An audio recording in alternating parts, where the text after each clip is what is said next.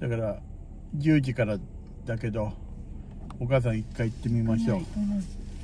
なんで？行かないよ、そんなしょっちゅう。ずーっと一緒に出かけてんのよ。だって向こう3週間向こうに行ってるじゃない、現地のところに3週間。違うわよ。3回続けて行ってるじゃない。だから1ヶ月交代じゃないじゃない。1ヶ月に1回って言っても遠いから嫌なの。1回1回でいいよ。いいよ、それ。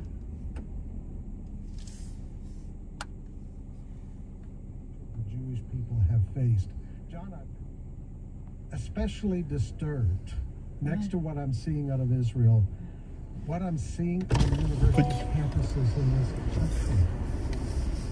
Places like Harvard, places like UNC, University of North Carolina, Chapel Hill, where pro-Hamas terrorist students are out there celebrating, supporting what these Hamas terrorists have done to Israel. They hate the nation of Israel. And the question being asked, where did this come from? Now, we've done stories in American Family News about the rise of anti-Semitism, especially on our university campuses. Hi. Politicians, these are campuses supported by our taxpayers, folks. Politicians need to be examining this. Do you want your taxpayers going to universities that support Hamas terrorists that hate the nation of Israel? You know, I think for the most part, many Americans have been asleep to this because the mainstream media doesn't cover it. チャンスはもらったの？入ってる。もらってくるほどいいものだったの？それとも？普通お父さんの荷物いっぱいあるから。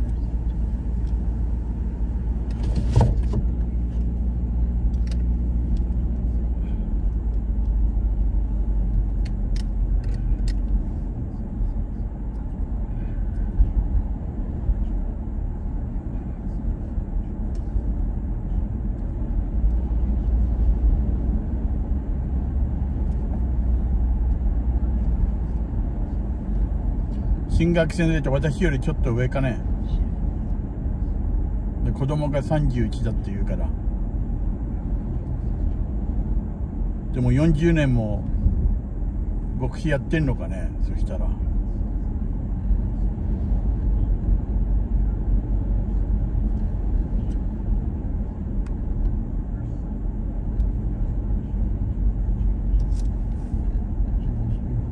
We need to be praying for them. We need to be praying for the success of the Israeli army to root out this terrorism, but be praying for the Palestinian people too. Folks, there are innocent Palestinians who want no part of this. Be praying that through this, the gospel message will get out, people will get saved. Fred, thank you. That's Fred Jackson, the news director for American Family News, and I want to encourage you again to please download the app for American Family News. They have a team that's dedicated to bringing you the truth of what's happening in that region. There's going to be a lot of lies coming out of the media. There already is. So go to afn.net, download the American Family News app, and get that on your mobile device. That's the Middle East Report. Podcasts of the show are available at afr.net.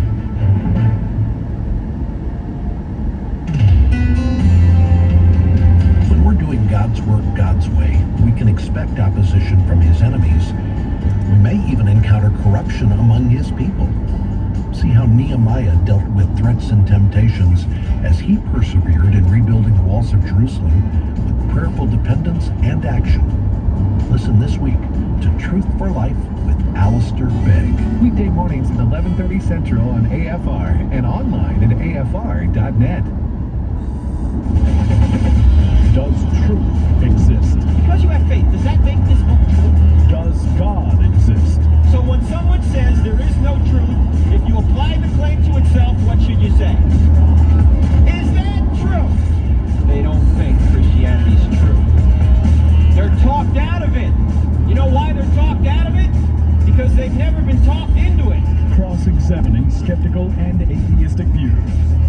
Welcome to Cross-Examine with Dr. Frank The terrorist organization Hamas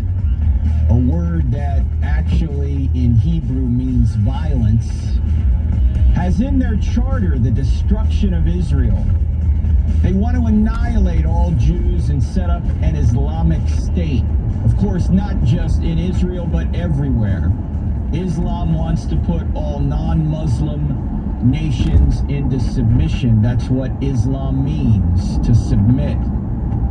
In Hamas's surprise attack a few days ago, they murdered, they desecrated, they raped innocent civilians.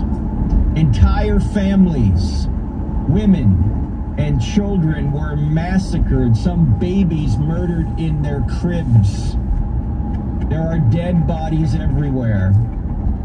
One report even claims that 40 babies have been murdered, and many of them were beheaded in a kibbutz just outside the Gaza Strip. And when you think about these things, when you see some of the images, do you feel the revulsion that I feel? I almost feel like Eisenhower when he first saw a Nazi concentration camp. He went out behind his Jeep and vomited. Do you think that people who do such things deserve to be punished? Do you think they deserve the death penalty themselves? Can you negotiate with people who are intent on your destruction and will literally commit demonic acts to destroy you? You know, both presidents in recent times, well, 3 presidents, Obama, Trump, and Biden, thought they could negotiate with radical Islamicists. Obama thought he could do so with Iran. Trump thought he could do so with the Taliban in Afghanistan. Now Biden, as clueless as he is, wants to somehow renegotiate the Iran deal. The very people that support Hamas. And he just sent him, by the way, $6 billion. Biden did, to Iran. Now, do the crimes that we've witnessed, do these horrific crimes in any way help us understand why God ordered what he did order in the Old Testament regarding people who were also enemies of Israel, the Canaanites? Well, there's no better person to help us understand that than Dr. Paul Copan. Dr. Copan, as you know, has been on this program several times. He's written several amazing books. One is called Is God a Moral Monster? Another is called Did God Really Command Genocide? And his most recent book is a book called Is God a Vindictive Bully? Reconciling portrayals of God in the Old and New Testament. And he covers a lot of these thorny Old Testament ethical challenges. And he adds a lot of fresh new material on the Canaanite Wars, on women, and the question of slavery in this new book. In fact, we had Dr. Copan on this program back in December to talk about this book when it first came out. But right now, with regard to what's going on in Israel, I thought it would be a great time to have Paul back on the program. Paul, it was great being with you about a month ago when we were down in Florida Atlantic, and it was great that you could come out of the crowd and actually answer a question on Is God a Moral Monster? I appreciated the opportunity. It was a lot of fun teaming up with you. Yeah, it was. Paul teaches at Palm Beach Atlantic, and we were down at Florida, at a university down there in Florida, just very close, so we had dinner beforehand, and then I said, Paul, if I get a moral monster question, I'm calling you out. And so he came out and answered the question so brilliantly. It's on video, by the way, friends. If you go to our YouTube channel and look for the event that we had down at Florida Atlantic, you can see Dr. Copan come out of the crowd there and answer that question. But Paul, this is a very serious issue that we're dealing with regard to Hamas. So I want to ask you this question as we think about this Hamas attack on Israel that is ongoing right now. How does the Old Testament's discussion on warfare connect to this? What are some of the comparisons we can draw?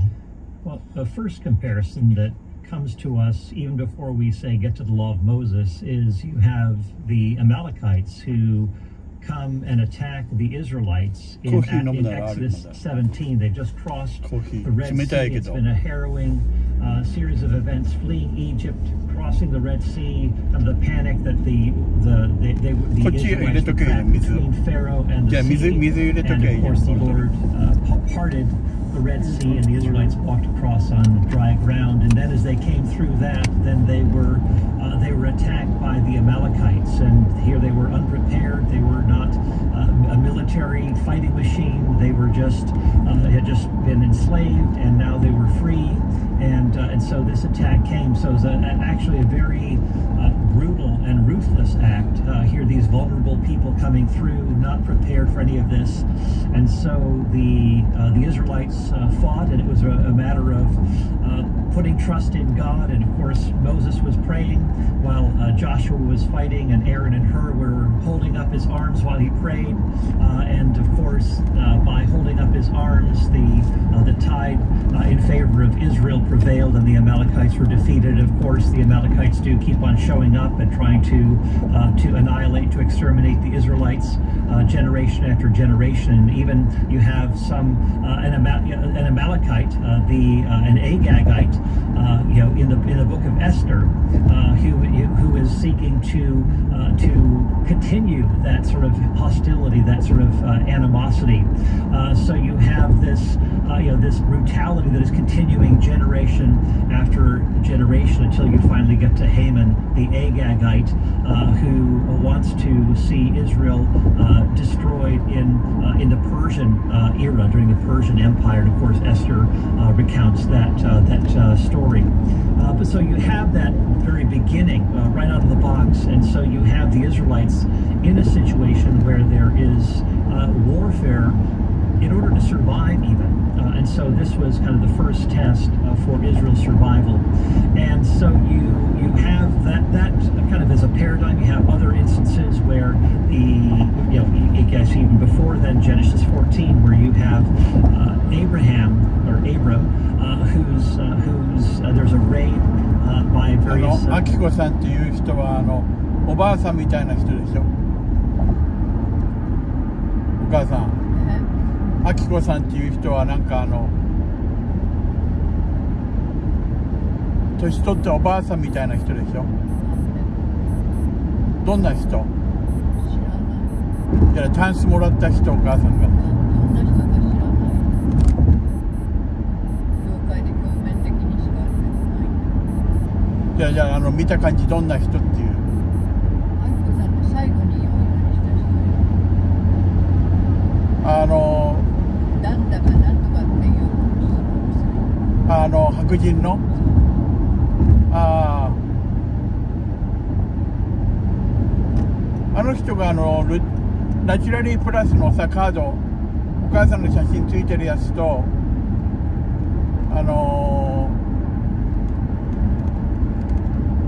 もう一つのビジネスの方2枚あげといたから、あの人に息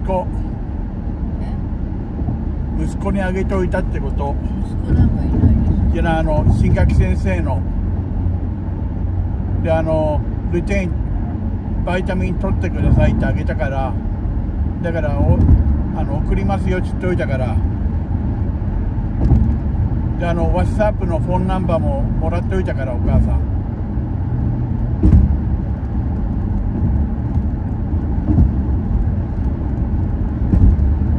だったら渡すから、そしたらローマニアに行って広められるじゃない、お母さん。だけどそこまで会社に商品を送るかどうか。まあ一応電話番号こっちと同じだから WhatsApp で渡しておくよ。先生の息子31歳。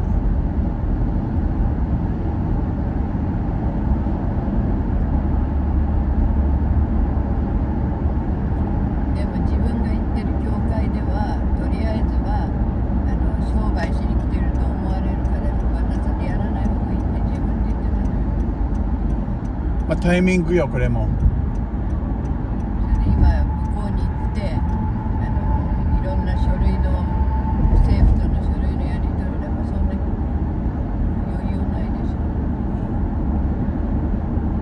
こっちでいいのかね。ちょっと見てくれる？な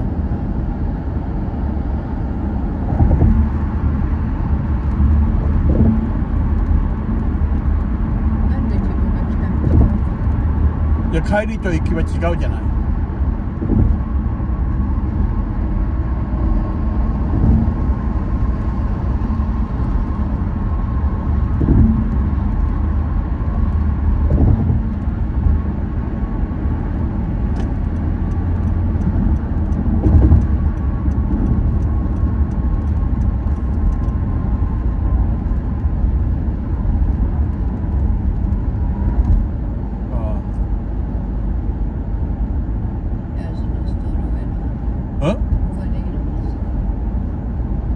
635イースト？このまままっすぐ行っても635イーストでいいわけ？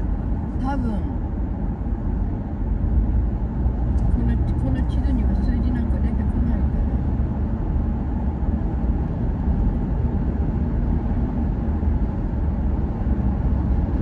このまままっすぐ行って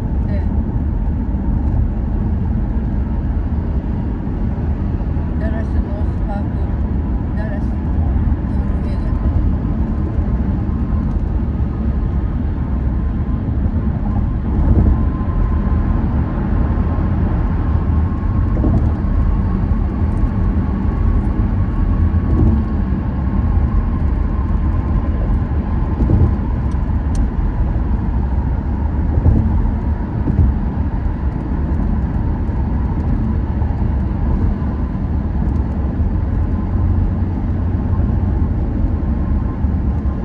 一回出て、そのらまたやった方がいいかね。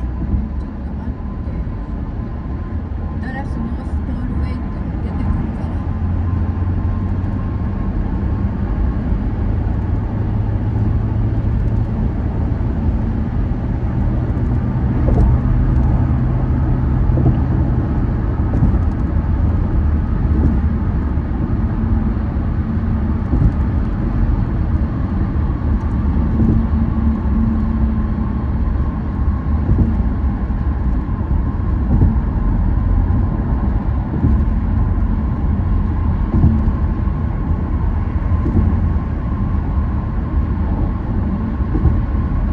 ダラスノーストールウェイ。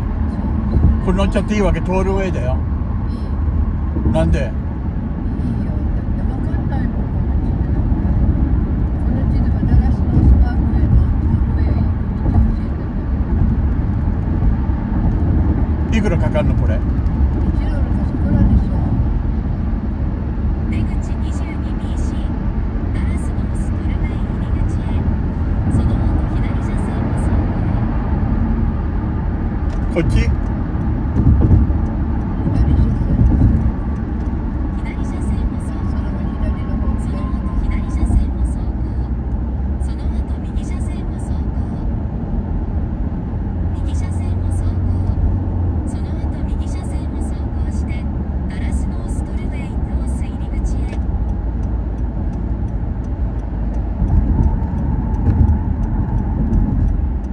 こっち。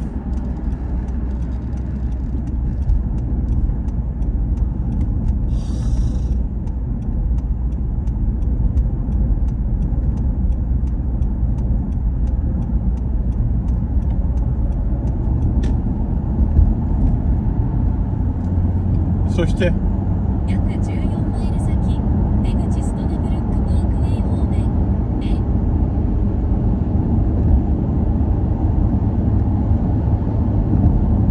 ストナブルックパークウェイ。いつも郵便局の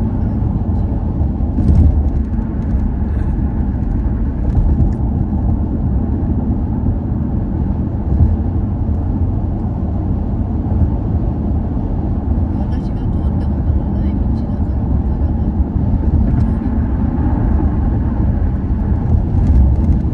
い。できた、出た方がいいかね、ちょっと。いいわよ。いくらかかるかわかんないや、トールウェイは。だから1ドルも来たって2ドルぐらいでしょ。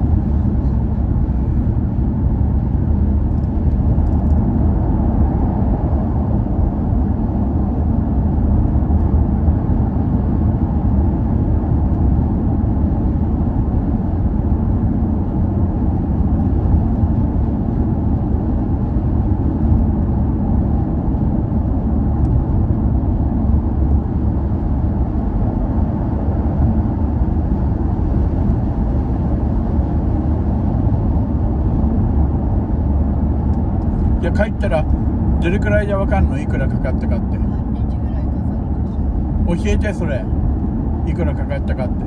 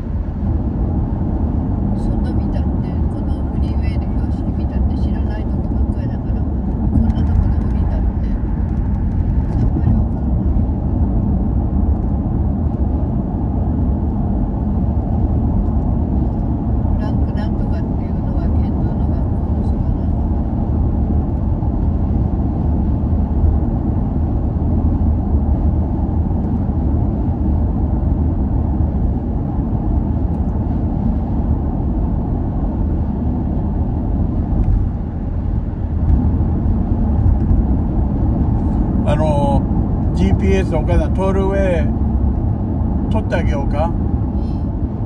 トールウェイなしで行ける方。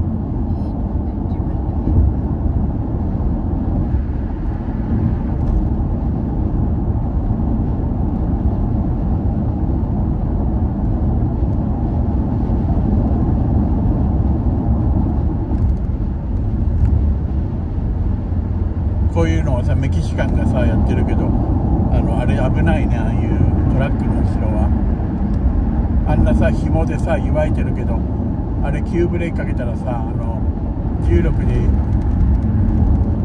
壊れちゃうから、ああいうのは後ろとかいない方がいいよ。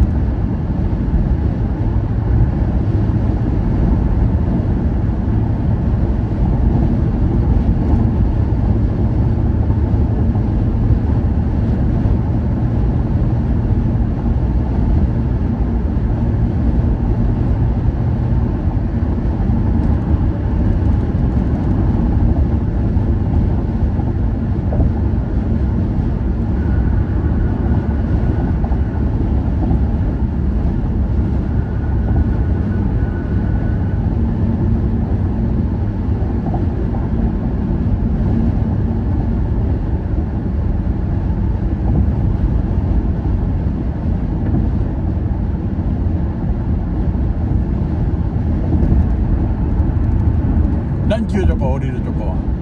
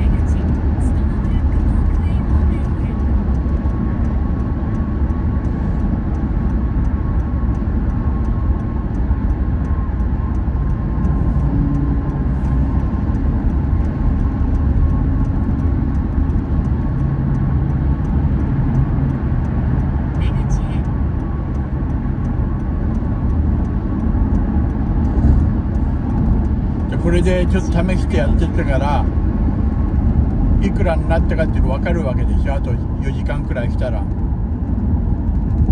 3、4時間したら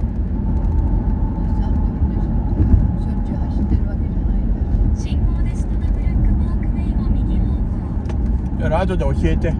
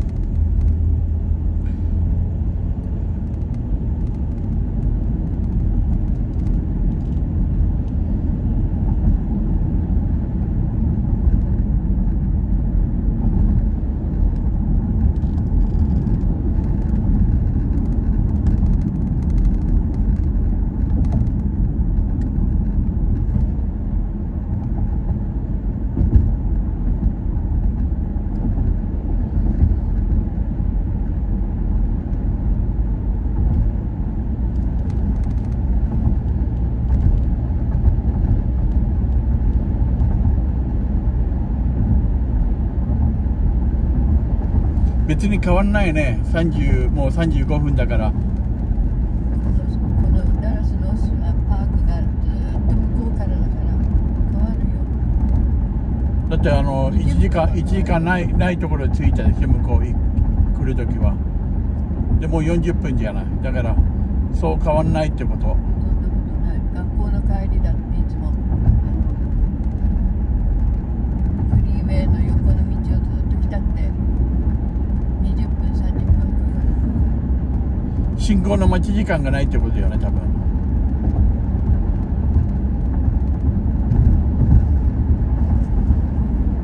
随分時間の節約ができてます。じゃあ後でいくらになったかって教えて。分かったってすぐ分からないよ。コンピューターが本部のところに、本部がどこにあるか知らないけど信号を送ってそこで打ち込みをしてそれで表面に出てくるんだから。これも試しに使ってためただけだから、もし5、6ドルだったら高いでしょ。5、6ドルにはならないでしょって。1ドルか2ドルくらいだったらいいけどさ、それでも高いよ。だったら自分が間違えないように運転するしかない。あのまんまさ、あそこでダラスノースパークにやらなかったらずーっと向こうの前に間違っていったあっちの方になる。今4時半だからちょうど終わって30分くらいだもんね。35分。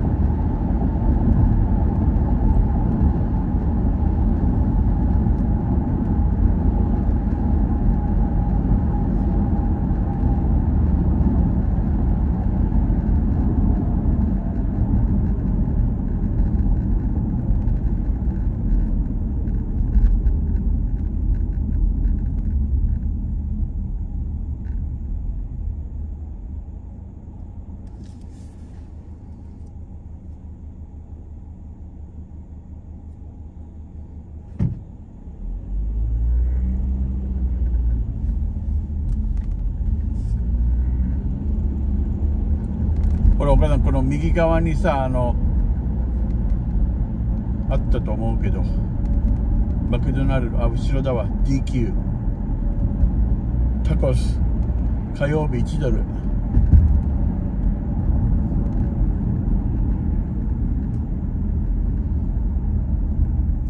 今断食してるから食べれないけどね。